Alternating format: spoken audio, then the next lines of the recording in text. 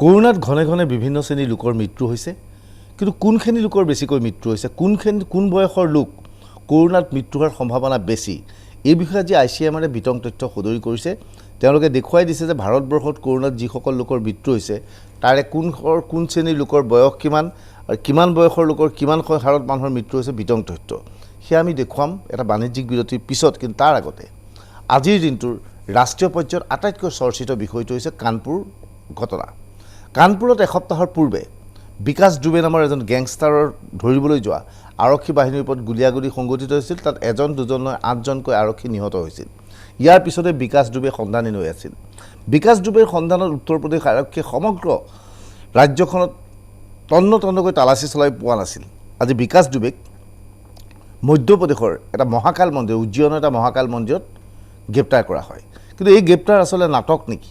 Gangster বিকাশ ডুবে যাতে এনকাউণ্টাৰত মৃত্যু নহয়, সেয়েহে উত্তৰ প্ৰদেশক আৰক্ষীৰ উচ্চস্তৰীয় বিষয়ববীয়াৰ সৈতে আলোচনা কৰি দিন দুপৰত মন্দিৰত প্ৰৱেশ কৰি জনসমাগমৰ মাজত আৰক্ষীক ধৰা দিছিল নেকি, তাক লৈ এতিয়া চলিছে ৰাষ্ট্ৰীয় পৰ্যায়ত ব্যাপক আলোচনা।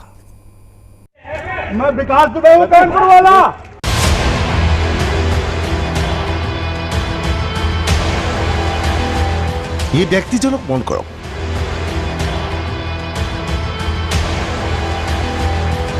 আৰক্ষীৰ দল এটাই ব্যক্তিজনক গ্ৰেপ্তাৰ কৰিছে আৰু এখন গাড়ীৰ ওচৰলৈ মানুহজনক লৈ যোৱা হৈছে। সেই সময়ত মানুহজনে চিঞৰি চিঞৰি কৈছে, মই কানপুৰৰ বিকাশ ডুবে।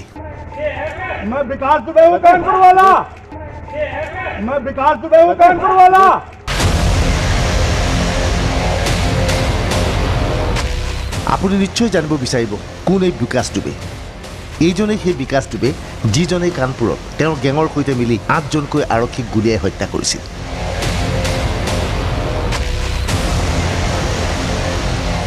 মধ্যপ্ৰদেশৰ উজ্জয়িনৰ মহাকাল মন্দিৰত গ্ৰেপ্তাৰ বিকাশ ডুবে।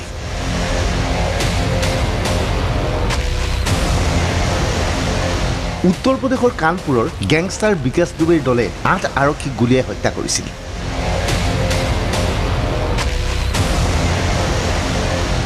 এসপ্তাহ ধৰি পলাই আছিল বিকাশ ডুবে।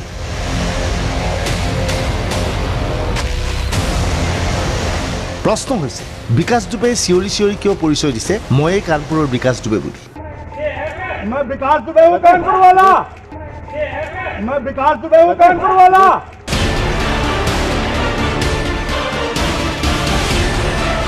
অৰ্থাৎ উজ্জয়িনৰ আৰক্ষীৰ আগত আগতীয়াকৈ খবৰ জনোৱা হৈছিল নেকি বিকাশ ডুবে আহি আছে আত্মসমৰ্পণ কৰিব?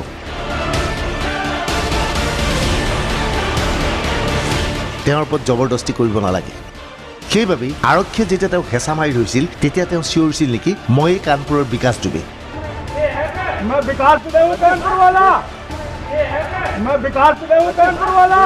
বিকাশ ডুবে প্ৰকৃততে আত্মসমৰ্পণ কৰিছে নেকি?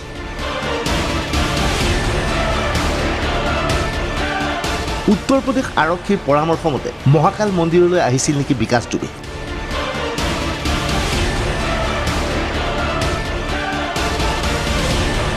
এবাৰ এই দৃশ্য মন কৰক।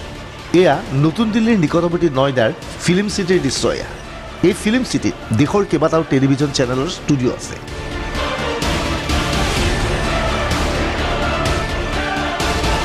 ফিল্ম চিটিত বুধবাৰে নিশা এইদৰে আৰক্ষী বাহিনী মোতায়েন কৰা হৈছিল। প্ৰতিখন গাড়ী প্ৰতিখন বাহন পৰীক্ষা কৰিছিল আৰক্ষীয়ে। আৰক্ষীৰ হাতত খবৰ আহিছিল বিকাশ ডুবে ফিল্ম চিটিলৈ আহি কোনোবা টেলিভিছন চেনেলৰ সন্মুখত স্বীকাৰোক্তি দি আত্মসমৰ্পণ কৰিব।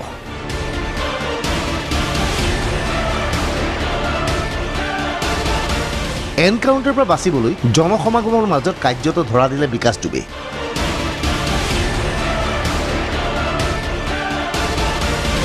এতিয়াৰ পৰা বিকাশ ডুবে থাকিব আৰক্ষীৰ জিম্মাত।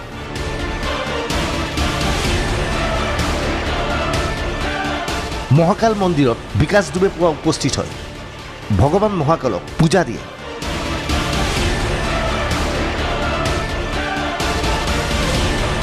আৰু তেওঁ যেতিয়া ওলাই আহে স্থানীয় নিৰাপত্তা বাহিনীয়ে তেওঁক সোধে আপোনাৰ নাম, তেতিয়া বিকাশ ডুবে পৰিচয় দিয়ে, মই বিকাশ ডুবে। আৰু ইয়াৰ পিছতেই বিকাশ ডুবেক গ্ৰেপ্তাৰ কৰা হৈছিল।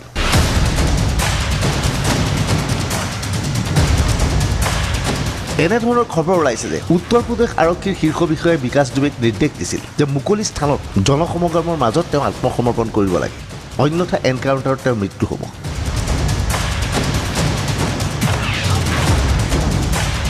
আচলতে এনকাউণ্টাৰৰ ভয়ত কঁপি আছিল কুখ্যাত গেংষ্টাৰ বিকাশ দুবে।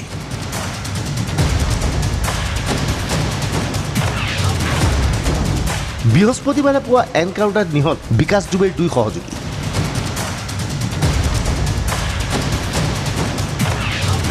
আৰক্ষীৰ জিম্মাত গুলীয়াই হত্যা কৰা হ'ল বিকাশৰ সহযোগী প্ৰভাত মিশ্ৰ।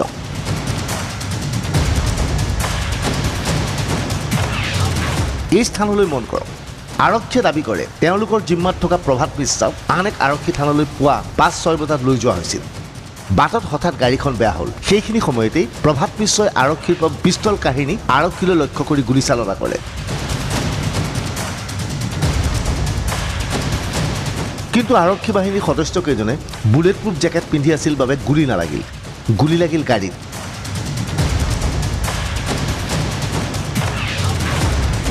লগে লগে আৰক্ষীয়ে প্ৰত্যুত্তৰ দিয়াত ঘটনাস্থলীতেই প্ৰভাত মিশ্ৰৰ মৃত্যু ঘটিল।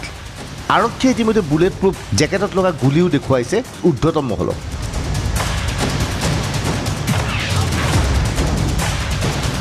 লগে লগে বহুতে সন্দেহ প্ৰকাশ কৰিছে এয়া আচলতে উত্তৰ প্ৰদেশ আৰক্ষীৰ ভুৱা এনকাউণ্টাৰ নেকি।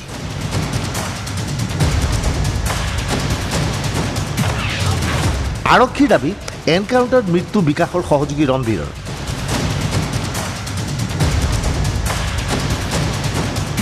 সামগ্ৰী লুটপাট কৰি আহি আছিল ৰণবীৰ।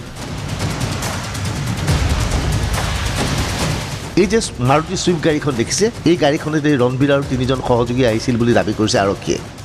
বাটত আৰক্ষীয়ে তেওঁলোকক আগভেটা দি ৰখে। লগে লগে 2 পক্ষৰ গুলীয়াগুলী হয়, ৰণবীৰৰ মৃত্যু হয়, কিন্তু লগৰ সহযোগী কেইজন পলাই যায়।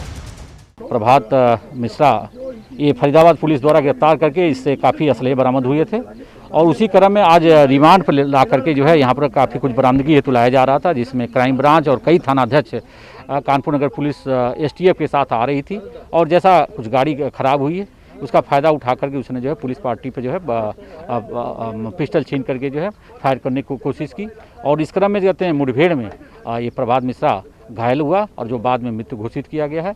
और इस मुठभेड़ में हमारे 2 जाबाज STF के जवान घायल हुए हैं और कुछ हमारे अन्य पुलिसकर्मी भी घायल हुए हैं।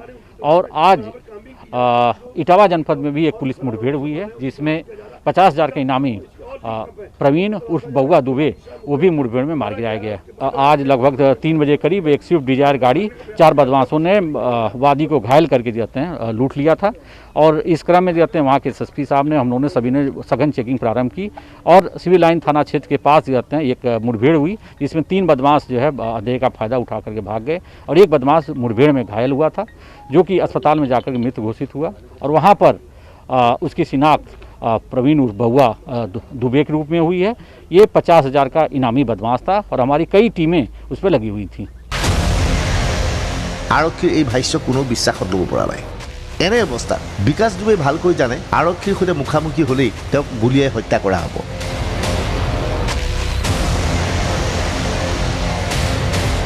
সেয়েহে এইদৰে আত্মসমৰ্পণ কৰি কাৰ্যত তেওঁ ধৰা দিলে নেকি?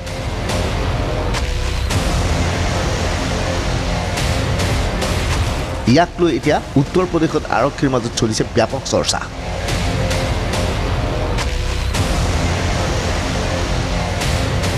Bureau report DY365।